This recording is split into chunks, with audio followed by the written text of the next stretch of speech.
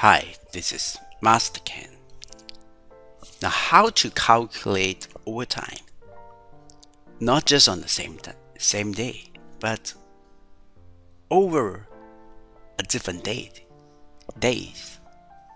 For example, a staff entered to work in the oil and gas industry on the 19th of March, and he exceed the oil and gas plant on the 21st of March. Now, how do I know that there is such a practice? Because I trained oil and gas companies before, and I got to know that actually they calculate that way.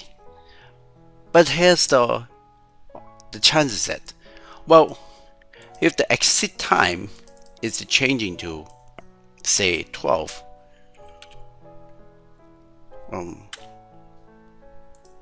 that's a change. Let's see. Let's say goes to 9.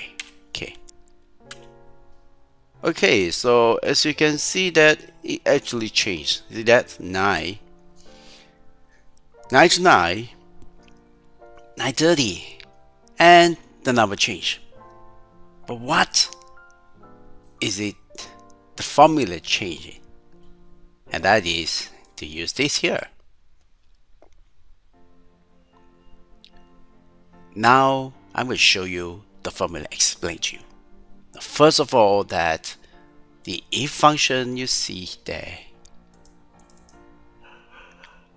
this that they will check the exit time minus the enter time.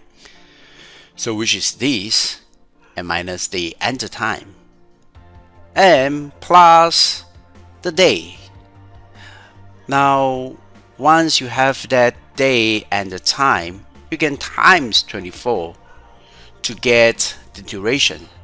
Now if you want to separate it into that, there will be 60 hours by using the integer formula.